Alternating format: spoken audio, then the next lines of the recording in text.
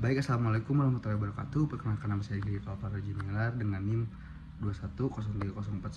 Di sini saya akan merangkum dan menjelaskan mengenai bab 9. Self talk sebagai suatu teknik atau strategi latihan keterampilan psikologis mempunyai peranan penting dalam olahraga sebab dapat digunakan untuk membantu atlet mengobrol pikiran dan perasaannya baik pada saat latihan, sebelum pertandingan maupun selama pertandingan. Self talk dapat membantu atlet untuk meningkatkan motivasi, kepercayaan diri, harga diri, dan konsep diri ke arah yang lebih positif, meningkatkan konsentrasi, mengurangi kecemasan, dan pada akhirnya meningkatkan penampilan.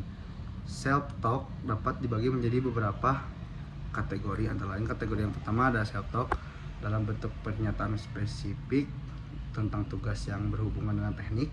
Yang kedua, self talk dorongan dan usaha. Ketiga, self talk suasana kata hati. Keempat, self talk negatif. Kelima, self talk positif. Agar self talk pada diri atlet menjadi efektif, penggunaannya ada beberapa tipe yang perlu dipertimbangkan, antara lain pernyataan self talk harus disingkat dan sederhana.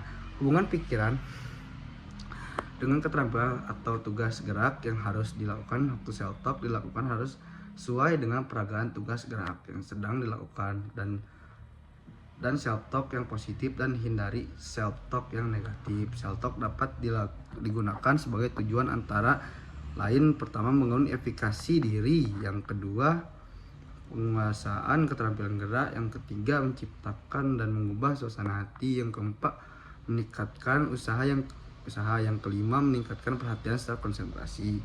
Hubungan antara self talk dengan penampilan dapat dijelaskan dengan melihat kualitas fungsi. Self talk memiliki dua fungsi pokok, yaitu fungsi kognitif dan motivasional.